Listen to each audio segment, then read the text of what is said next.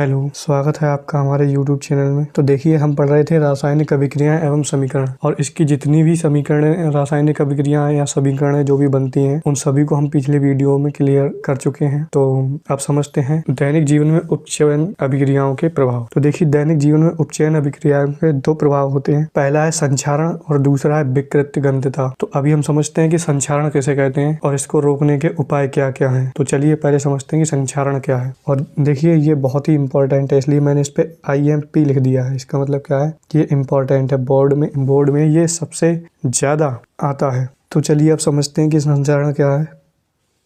तो जब कोई धातु अम्ल तथा वायु आर्द्रता, जिसे हम कहते हैं नमी आदि के संपर्क में आती है तो वह धीरे धीरे नष्ट होने लगती है, इसे संक्षारण कहते हैं।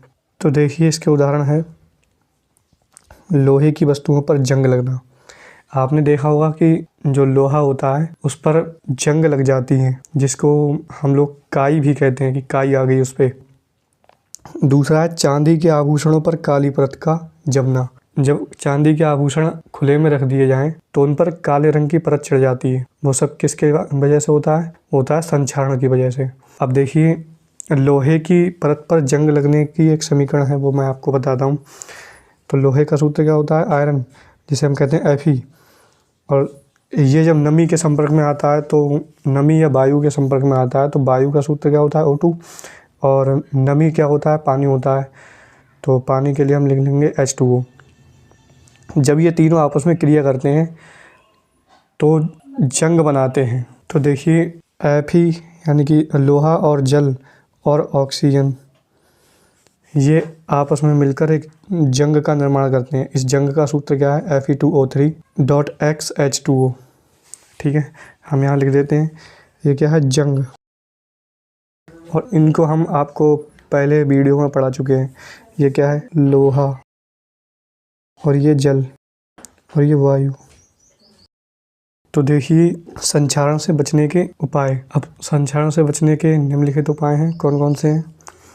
तो पहला है धातुओं पर पेंट करना चाहिए।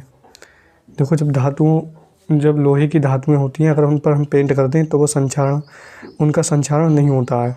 इसी प्रकार धातुओं को वायु अथवा नमी से दूर रखना चाहिए। तो जैसे कि संक्षारण की परिभाषा में ही लिखा है, वायु अथवा नमी के संपर्क में आते ही धातुएं क्या होने लगती हैं? धातुएं संक्षारित होने लगती हैं। तो उनको वायु या नमी दोनों से दूर रखना चाहिए। और तीसरी विधि क्या है? धातुओं को या तो ग्रीस लगा दो या फिर उन पर तेल लगा दो और तेल लगाकर रख दो। तो इससे धातुएं जो है संक्षारण से बच सकती हैं। तो उम्मीद करते हैं ये आपको समझ में आया होगा। तो आइए अब समझते हैं कि विकृत गंधता किसे कहते हैं। तो देखिए, जब खाद्य पदार्थों को लंबे समय तक रखा जाता है तो उनका धीरे धीरे ऑक्सीकरण होने लगता है, जिसके कारण क्या होता है? उनका स्वाद बदल जाता है एवं उनमें से गंध या दुर्गंध आने लगती है। तो इसे हम विकृत गंधता कहते हैं। तो देखो, खाद्य पदार्थों को लंबे समय तक रखने पर उनका ऑक्सीकरण हो जाने के कारण स्वाद तथा गंध में परिवर्तन आ जाता है। इसे विकृत गंधता कहते हैं। इसके उदाहरण क्या हो जाएंगे? तो इसके उदाहरण के लिए हो जाएगा भोजन में दुर्गंध आना, भोजन का स्वाद बदलकर खट्टा या कड़वा हो जाना। जब भोजन में दुर्गंध आती है तो इसका मतलब क्या है कि वह विकृत गंधता के कारण खराब हो गया है। और साथ ही उसका जब स्वाद बदलकर खट्टा या कड़वा हो जाता है तो इसका भी मतलब क्या है कि वह विकृत गंधता के कारण खराब हो गया है। उम्मीद है आपको ये समझ में आया होगा। अब सीखते हैं विकृत गंधता को कैसे रोका जा सकता है। तो देखिए, विकृत गंधता को रोकने के उपाय क्या है कि पहला है भोजन को वायुरोधी पात्रों में रखना चाहिए। इसका मतलब है कि ऐसे बर्तन में रखना चाहिए जिसमें हवा ना जा सके। और नंबर दूसरा, फ्रिज का प्रयोग करना चाहिए। इसका मतलब क्या है कि भोजन को उठाओ और फ्रिज में रख दो। जब फ्रिज में रखेंगे तो भोजन खराब नहीं होगा।